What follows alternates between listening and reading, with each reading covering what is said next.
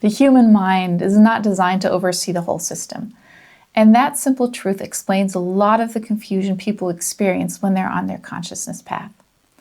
When something difficult happens in your life, the mind immediately tries to understand it. It asks, why does this happen?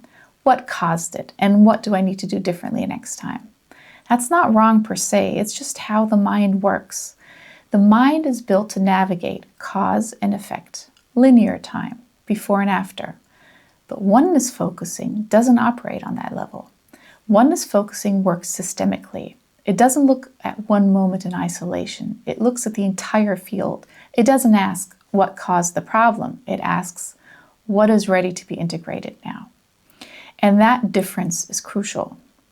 So when you're inside a process of integration, the mind tries to make sense of something that exceeds its capacity. It's like asking a single cell in your body to understand the intention of the whole organism. The cell can feel what's happening, but it can't oversee the entire process. And neither can your mind. Think about times in your life that only made sense years later, moments that felt unfair, confusing, even like a mistake. And only in retrospect do you realize this had to happen for something else to unfold. Doesn't mean the pain wasn't real. It means the context was larger than what your mind could access at that time.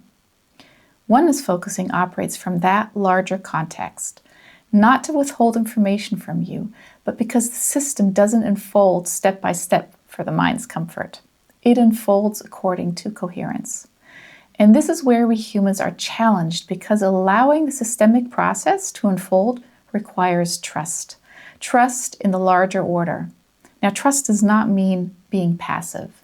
It doesn't mean don't feel, don't question, don't respond. It means don't demand that the mind be the highest authority in moments where the system is reorganizing itself.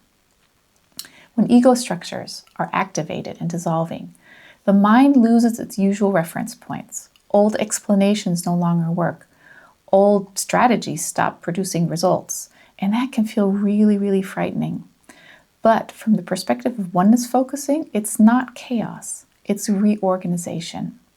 What doesn't make sense to the mind often makes perfect sense to the system.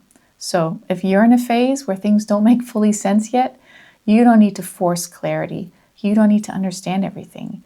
You only need to notice whether something deeper is already moving within you. Because not everything meaningful can be explained in advance. Some things can only be lived and understood later. Big love, Emre.